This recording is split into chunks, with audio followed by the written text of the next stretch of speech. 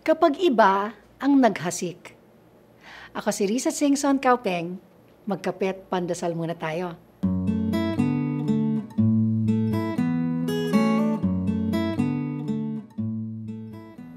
Si Father Steve Zabala, our parish priest, would humorously recount how he built the church in his parish from scratch, with his blood, sweat, and tears.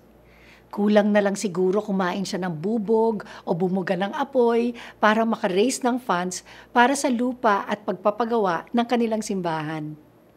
6 years later, the Church of Our Lady of Pentecost Parish in Loyola Heights, Quezon City was finished. It was consecrated on December 3, 2006. Pero ilang araw pa lang ang lumipas before he could even enjoy what he had painstakingly built for years. Father Steve was reassigned to another parish. Sabi niya, ako nagsaing pero iba ang kumain. That's the story of our lives as Christians. We work and toil in the vineyard of the Lord, but we don't always get to enjoy the fruits of our labor.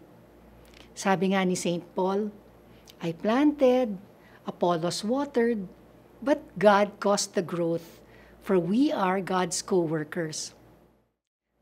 Katawan tayo ni Kristo. So kapag isang parte ay pinagpala, nakikinabang ang lahat. At kapag isang parte naman ay pumalpak, damay din lahat.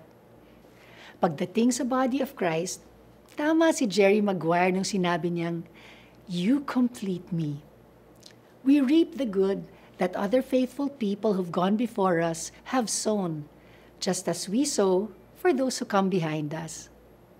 Sabi ni Tertullian, isang Christian writer, the blood of the martyrs is a seed of the church.